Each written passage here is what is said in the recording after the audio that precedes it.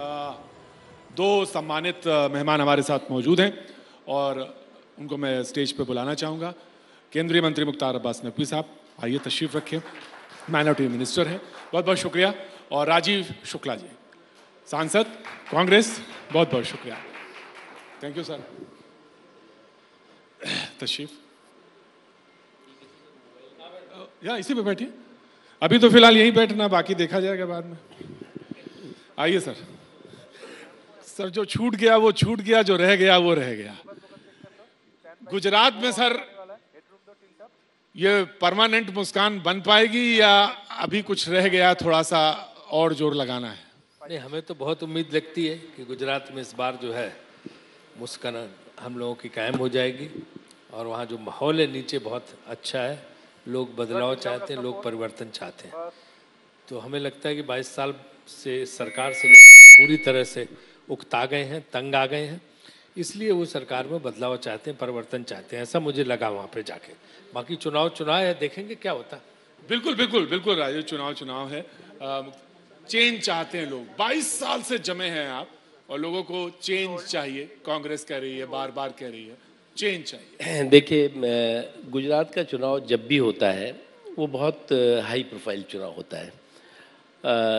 पिछले 3 चुनाव में गुजरात में श्री नरेंद्र मोदी जी उत्तर प्रदेश गुजरात के मुख्यमंत्री थे और आज नरेंद्र मोदी जी देश के प्रधानमंत्री हैं। मैं मानता हूं कि गुजरात में गुजरात के लोग, जो गुजरात में विकास और विश्वास का माहौल पैदा हुआ है, गुजरात का गौरव श्री नरेंद्र मोदी जी ने और भारतीय जनता पार्टी ने जो बढ़ाया है, प्रचंड बहुमत के साथ एक बार फिर गुजरात के लोग, जब आप प्रचंड कहते हैं तो आशीर्वाद देंगे। प्रचंड जब आप कहते हैं तो कितना?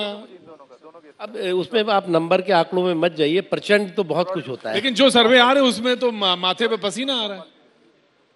मुझे लगता है कि जब चुनाव होते हैं तो चुनाव में जो है वो सर्वे भी आते हैं, सर्वे के साथ साथ आंकड़े भी आते हैं, आंकड़ेबाजी भी होती है। तो ये सब तो सारी की सारी, जैसे आपकी चौपाल है वैसे ही चुनावी चौपाल की चकल्लस होती है।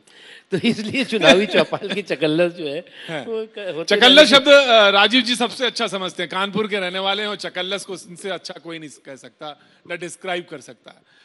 राजीव जी, चकल्लस है वास्तव में कि जनेऊ पहना, तिलक, सब ये चकल्लस का हिस्सा है?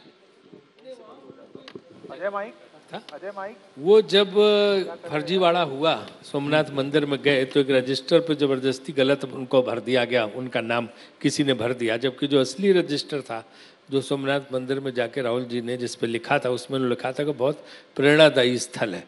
तो उनका अपना कमेंट तो ये था, लेकिन किसी ने फैला दिया कि तो नॉन हिंदू रजिस्टर पे, और इस मामले में माहिर है क्या ये बीजेपी? तो ये जो है एक जो है गलत परिणाम, क्योंकि मुझे लगता है कि उनके मंदिर वगैरह जाने से बहुत परेशानी है, बहुत घबराहट है। पता नहीं क्यों इतना ज़्यादा परेशान है, जैसे सारे मंदिरों का लाइसेंस और ठेका बीजेपी के पास हो, बाकी कोई जा नहीं सकता। बिना ही जाने हुए कि पंडित जवाहरलाल नेहरू हमेशा कुंभ मेले में जाते तो सारे मंदिरों में जाते थे, इंदिरा गांधी तो बहुत पूजा पाठ भी करती थी, सारे मंदिरों में जाती थी, सोनिया जी भी गई, राजीव गांधी भी गए, और राहुल जी तो अभी जब गुजरात चुनाव थी तभी 14 किलोमीटर पैदल चल के केदारनाथ गए थे। उन्होंने पहले ही लिखा 6 महीने पहले कि हम शिव भक्त हैं। तो ये सब बातें हैं, लेकिन वो क्या है ना, वो इसका कोई राजनीति के लिए, वोट के लिए इस्तेमाल नहीं करते। आपको तो विकास की बातें बतानी चाहिए थी, आपने ये सब बातें क्यों छिड़ी? इनके यहाँ मंदिर जो है, मंदिर जाना है, पूजा पाठ करना, भगवान राम का, इन सबको चुनाव के लिए इस्तेमाल किया जाता है, चुनाव के बाद भूल जाया जाता।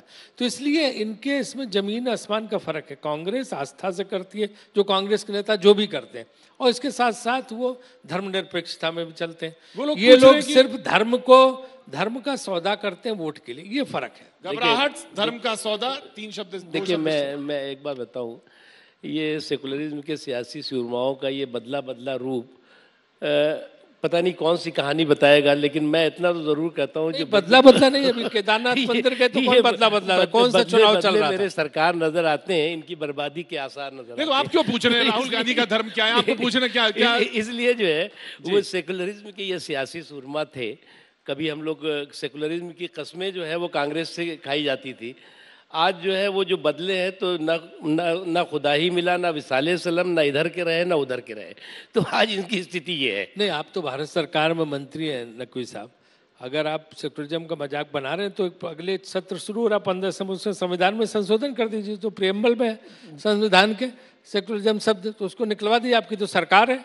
देखिए और 18 राज्यों में भी है, वहां से भी हटवा सकते हैं। देखिए सेकुलरिज्म इस देश का डीएनए है, तो इस बस देश एक तरफ का आप इस देश ये भी का मान रहे हैं और इस एक देश तरफ का उसकी संस्कार है। सेकुलर वालों की लेकिन मजाक भी बना रहे हैं। सेकुलर का मतलब होता है सर्वधर्म समभाव। कांग्रेस पार्टी ने सेकुलरिज्म का जिस बेदर्दी और बेशर्मी के साथ राजनीतिक दुरुपयोग किया है, निश्चित तौर से आज आप भी मजबूर हो रहे हैं इस बात को मानने के लिए कि जिस सेकुलरिज्म की सियासी सीढ़ियों पर आप चढ़े हैं, वो सियासी सीढ़ियां जो है हिल चुकी हैं अब। यही हम कह सकते हैं कि बीजेपी ने जिस तरह भगवान राम का बेदर्दी से और बेशर्मी से उनका नाम इस्तेमाल करने की कोशिश की और उनके नाम पे वोट लेने की कोशिश की, अब वो जनता में भंडाफोड़ हो चुका है और वो सीढ़ियां भी हिल गई हैं। अब तो कह रहे हैं तारीख बता दी है इन्होंने, अगले साल तारीख भी बता दी है। सरकार की तरफ से कोई तारीख नहीं आई। तारीख बता देंगे, इसमें क्या है? तारीख सरकार की आई है, सरकार की तरफ से तारीख। भैया आप जो है वो सुप्रीम कोर्ट में कोई मैटर चल रहा है और सुप्रीम कोर्ट से पहले आप तारीख मांग रहे हैं, तो आपका मकसद और मंशा क्या है, हम समझ नहीं पा रहे। ये तो वो पूछ रहे हैं, मैं तो आपसे पूछ ही रहा हूँ, क्योंकि हम लोगों का स्टैंड बड़ा क्लियर है इस मामले में कि जो भी अदालत का फैसला होगा, सुप्रीम कोर्ट का फैसला, वो हम मानेंगे। जो सुप्रीम कोर्ट का फैसला होगा हम मानेंगे, बिल्कुल। सवाल ये भी है कि अभी कुछ देर पहले कानून मंत्री थे, उन्होंने ये बात कही कि सिब्बल साहब झूठ बोल रहे हैं। देखिए, जहाँ तक सिब्बल साहब का सवाल है, सिब्बल साहब एक वकील हूँ, सबके लिए, इनकी पार्टी में खूब वकील हैं और हमारी पार्टी में वकील और सारे पार्टियों में वकील हैं। कोर्ट में उनका दूसरा रोल होता है, कोर्ट में उनका दूसरा रोल होता है, अपने क्लाइंट के लिए बोलते हैं, उसको राजनीतिक दल की नीति से नहीं जोड़ा जाना चाहिए। नहीं तो ये तर्क वो दे रहे थे कि वो तर्क उनका निजी तर्क अपने क्लाइंट के लिए हो सकता है। कांग्रेस पार्टी का स्टैंड बड़ा क्लियर है कि जो कोर्ट का अदालत का फैसला होगा, अदालत के फैसले को हम मानेंगे। जल्द से जल्द हो फैसला, जब जितनी जल्दी कल कर दें तो मान लेंगे। अब तो कोई दिक्कत ही नहीं, जब कल कर दें तो मान लेंगे। ये जब स्टैंड राजीव जी का है कि कल कर दें तो हम मान लेंगे, तो फिर एजेंडा क्लियर हो गया। देखिए, मैंने एक अभी उससे पहले राजीव भाई को एक मैंने कहा था ना कि ना खुदा ही मिला ना बिसाले सनम, ना इधर के हुए ना उधर के हुए। तो अब खुद ये अपनी चतुराई के चक्रव्यूह में बुरी तरह फंसते जा रहे हैं। ये पूरे के पूरा जो कवायद है, एक्सरसाइज है, वो एक्सरसाइज इस बात की कोशिश है कि किस तरह से कांग्रेस पार्टी का जो इतने वर्षों का जो सेकुलरिज्म के सियासी सूरमा वाला स्वरूप था, उसको कैसे हम बदल दें। और मुझे लगता है कि ये थोड़ा इनकी गलती है। जी, गलती। देखिए, ना सेकुलरिज्म के सूरमा का बदला जा रहा, नीत अपनी उसी जगह कायम है, सर्वधर्म समभाव। उसके बाद जो व्यक्तिगत आस्था है, वो किसी भी पार्टी के किसी लीडर के लिए अपना धर्म, अपनी आस्था वो घर के अंदर होती है, उसका निजी होता। वहाँ सब जाने पे कैसे रोक लगा सकते हैं? इन्हीं को इतनी क्यों परेशानी में, पेट में दर्द है? अगर राहुल जी मंदिर चले जाए, जब केदारनाथ चले जाए तो दुखी हो जाए, ये जो है किसी मंदिर में चले जाए, सोमनाथ चले जाए तो ये दुखी हो जाए, किसी देवी जी के मंदिर में चले जाए तो ये दुखी हो जाए। तो आपने क्या कोई लाइसेंस काटने लगे हैं कि मंदिर में केवल हम ही लोग बताएं तभी जाएंगे? तो ये जो है कि मंदिर में जाओ तो इसी घबराहट है, परेशान है, प्रधानमंत्री से लेके मंत्री तक, संतरी तक, प्रवक्ता तक, सब रात दिन सोते जागते उठते बैठते राहुल गांधी राहुल गांधी राहुल गांधी, परेशान से हैं। और ये है कि कैसे मंदिर चले गए, कैसे मंदिर चले गए? मंदिर का तो सिर्फ हमारा जो है वो था, हम हमारे अलावा मंदिर में सारी ठेकेदारी कैसे चले गए? मैं आ गया। मैं पहले ही सेशन सवालों की तरफ मैं चाहूंगा कि डांडा साहब बिल्कुल सेशन ओपन है, सवाल पूछे जाएं। जी, मैंने देख लिया गरीब नवाज फाउंडेशन से भी जिलानी साहब भी हैं। जैसे ही प्रतीक ये मंदिर मस्जिद का जैसे ही मुद्दा शुरू होता है तो आपको समझ जाना चाहिए कि हाँ, तो इसमें लाजमी है। और सवाल कहाँ से आ रहे हैं वो भी देख लीजिए। जी, बीजेपी नेता हैं हमारे साथ हरीश जी, सवाल पूछना चाह रहे हैं। जी हरीश जी। राजीव भाई नमस्कार, मेरा नाम हरीश खुराना है। अभी आप बात कर रहे थे कि मंदिर गए, आप यूपी के अंदर तो मस्जिद जा सकते हैं, लेकिन गुजरात में आपके नेता एक भी मस्जिद नहीं गए। ये धर्मनिरपेक्षता है क्या है, ये आप समझाइए, पहला बात। दूसरी बात, जिस प्रकार से आप कहते हैं हम जातिवाद की राजनीति नहीं करते, जातिवाद के 3 सबसे बड़े नेता हार्दिक पटेल, जिग्नेश और तीनों नेता, आप उनको आगे करके चुनाव लड़ रहे हैं, तो ये आपका डबल स्टैंडर्ड नहीं है तो क्या है? देखिए, मैं आपको बहुत स्पष्ट कर देना चाहता हूं कि जो भी धार्मिक स्थल है, तमाम दरगाहों पे जाते हैं, तमाम दरगाहों पे गए वो। उत्तर प्रदेश में काशी विश्वनाथ के मंदिर में भी गए और जो दरगाहें थी वहाँ पे भी गए। तो इस मामले में कोई ये नहीं है कि दरगाहों पे भी नहीं, दरगाहों पे भी जाते हैं, मंदिर में जाते हैं। इसलिए आपकी सूचना जो है मेरे ख्याल से कहीं ना कहीं गलत है, उसको जो है आप संभाल लीजिए। जहाँ तक जाति की सवाल है, ये जातिगत नहीं, ये युवाओं का आक्रोश है। ये युवा आंदोलित हो उठे हैं वहाँ के, क्योंकि वहाँ की जनता बहुत परेशान है। चाहे दुकानदार हो, चाहे रेडी वाला हो, चाहे मजदूर हो, चाहे व्यापारी हो, चाहे उद्योगपति, सब परेशान है। इसलिए वहाँ युवा का आंदोलन, उसको आप खुद उसको जात का कलर दे रहे हैं। वरना एक बात बताइए, जात के मामले में तो मास्टरी आपकी कल्याण सिंह से जमाने से कि लोधा को जोड़ के इतने परसेंट ही है। अभी यूपी के चुनाव में क्या पार्टी अध्यक्ष आपके तर्क दे रहे थे, इतने परसेंट वो, इसमें ओबीसी में मौर्या और फलाना और ठिकाना, वो क्या था? आप धुले हुए हैं कोई दूध के? यही सब तो कर ही रहे हैं आप, जात के अलावा और क्या करते हैं? यासिर साहब देखिए, बिल्कुल एक और सवाल यहाँ से है। देखिए, मेरा नाम यासिर जिलानी है। मेरा आपसे ही सवाल है कि राहुल गांधी यूपी में तो शिया मुसलमान बन जाते हैं, मिजोरम में कैथोलिक क्रिश्चियन बन जाते हैं, गुजरात में हिंदू बन गए, वो सब देख रहे हैं। लेकिन मुसलमानों को जो 9% वहां की आबादी के लिहाज से 9% है, गुजरात में 6% वोट है, आप कहीं दिखाई नहीं दे रहे मुसलमानों को। बिल्कुल आपने ऐसे छोड़ दिया है जैसे लग रहा है कि मुसलमान आपके लिए कुछ है ही नहीं। अगर अभी यूपी में चुनाव हो रहा होता, आप जालीदार टोपी लगा के राहुल गांधी दरगाह दरगाह और मस्जिद मस्जिद घूम रहे होते। तो कहीं ना कहीं आप धोखा देने वाली राजनीति तो नहीं कर रहे हैं। त्यागी जी पूछेंगे। देखिए, ना कहीं शिया मुसलमान और ना कहीं जाके क्रिश्चियन, ये जो भी सूचना ये अफवाहें हैं। अफवाहों के आपको पता है कि क्या हाल है, सोशल मीडिया पे भी खूब लोग चलाते हैं, तो ये अफवाहें, ऐसा कुछ भी नहीं है। और जहां तक ये, हम गुजरात में सब लोगों से वोट मांगते हैं। अगर हम पूरी गुजराती जनता से वोट मांग रहे हैं, उसमें चाहे जो भी हो, सबसे वोट मांगा जा रहा है। ऐसा कुछ नहीं है कि वहाँ पे टोपी लगाने की और ये करके किसी को इग्नोर, किसी को नहीं इग्नोर किया गया। जो भी गुजराती, हम सब गुजरातियों से हाथ जोड़ के कह रहे हैं कि 22 साल हो गए, अब तो इनसे आप मुक्ति पाओ। लेकिन अभी दूसरे को भी मौका दो, नहीं कह रहे, जय श्री राम नहीं कह रहे, दूसरे को भी मौका दो। हम राम कहेंगे, राम जपना हो तो अंदर मन में जपते हैं, इनकी तरह प्रचार नहीं करते, पोस्टर लगा। हम जय श्री राम कह सकते हैं, हमें कोई एतराज नहीं है। भगवान राम की जय हो, आपको क्या इसमें आपत्ति है? जय श्री राम वाली बात। अब आप हम भी 16 साल एंकरिंग किए हैं हमने भी काम किया। गरीब नवाज फाउंडेशन, देखिए, साफ है कि ऐसा ना हो कि जहां एक तरफ हिंदू राजनीति में दखल देने की कोशिश कांग्रेस कर रही है, तो ऐसा नहीं हो कि मुस्लिम नाराज हो जाएं। अख्तियार है, बराबर का अख्तियार है भाई। जी ले लेते हैं एक सवाल। मैं एक छोटा सा सवाल है शुक्ला जी से। बाबरी मस्जिद राम जन्मभूमि का मामला इतना सेंसिटिव मामला है, क्या जरूरत पड़ गई थी कपिल सिब्बल साहब को उसमें अपने टांग रखने की? एक बात।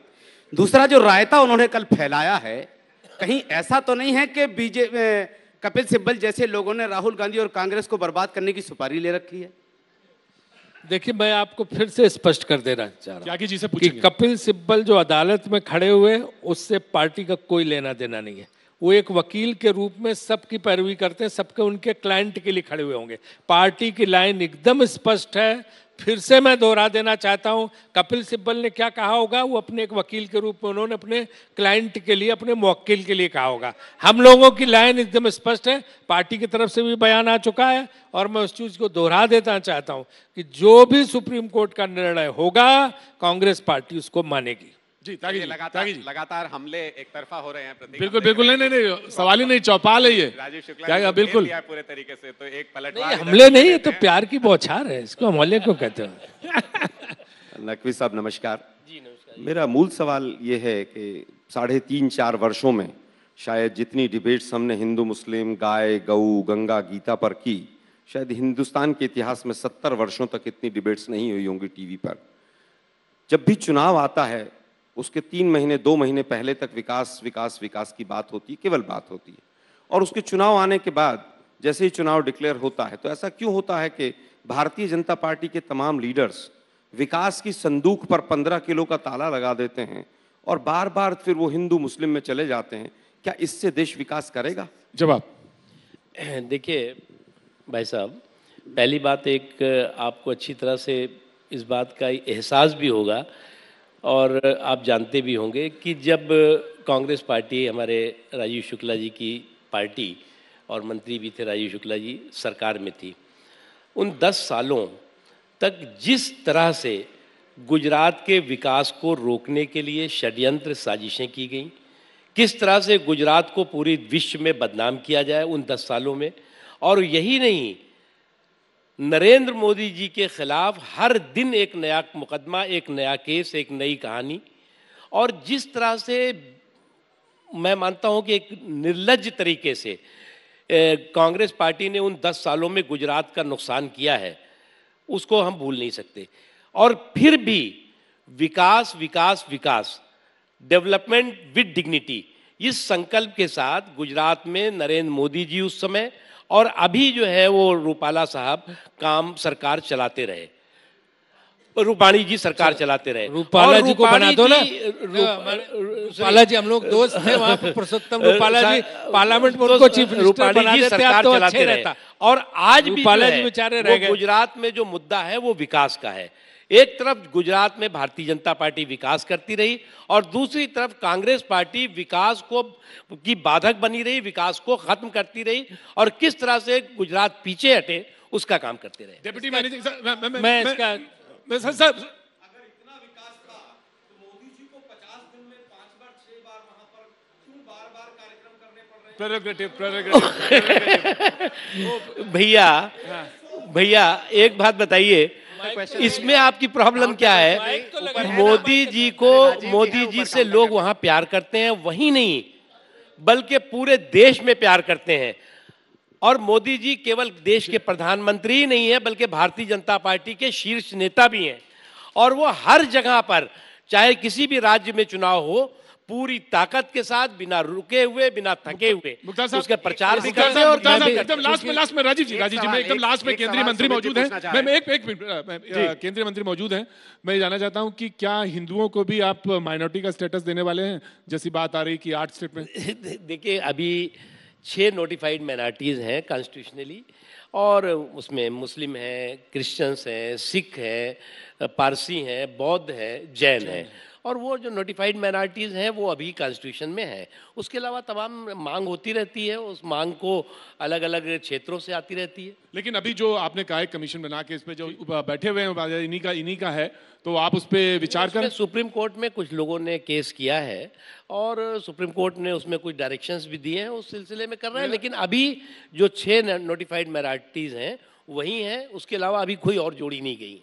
प्रतीक जी, आपकी इजाज़त से एक सवाल आप दोनों से पूछना चाहता हूं, मुख्तार भाई और राजीव जी आपसे, और मैं चाहूंगा कि हाँ या ना में जवाब दीजिएगा या एक शब्द में जवाब दीजिएगा, अगर आप दे सकते हैं तो। राजीव भाई, पहले आपसे, आपका मुख्यमंत्री कौन होगा गुजरात में? एक नाम बताइए। जिसको विधायक चुनेंगे। नहीं मतलब कोई। मुख्तार भाई, पाटीदार में से होगा कि नॉन पाटीदार में से होगा? अभी तो हमारे मुख्यमंत्री हैं वहाँ प्रेजेंट ना, अभी तो वैकेंसी है नहीं। जब चुनाव हो जाएगा और चुनाव होने के बाद जैसे उन्होंने बताया विधायक जो तय करेंगे वो हो जाएगा। इसका मतलब रूपानी साहब चेंज भी हो सकते हैं। वैकेंसी हो तब आप पूछिए ना, अभी तो हमारे पास है मुख्यमंत्री भाई वहाँ। Non committal. देखिए, यही अंतर है गुजरात में कि तब मोदी जी थे, उस समय का चुनाव दूसरा था जब मुख्यमंत्री थे। आज का जो मुख्यमंत्री है उसका नाम उनके केंद्रीय मंत्री भूल गए। तो आज के मुख्यमंत्री जो पानी जी बेचारों का कुछ ऐसा है ही नहीं, असर ही नहीं, वो गुजरात की जनता को पता है।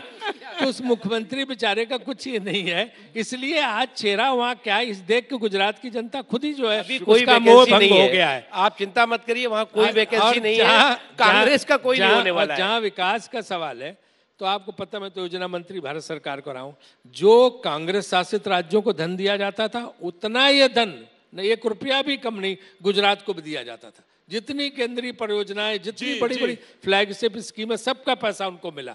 बहुत बहुत शुक्रिया, बहुत बहुत शुक्रिया राजीव जी, बहुत बहुत शुक्रिया, बहुत बहुत शुक्रिया। लेकिन आप बैठे रहिए और इसके बाद की जो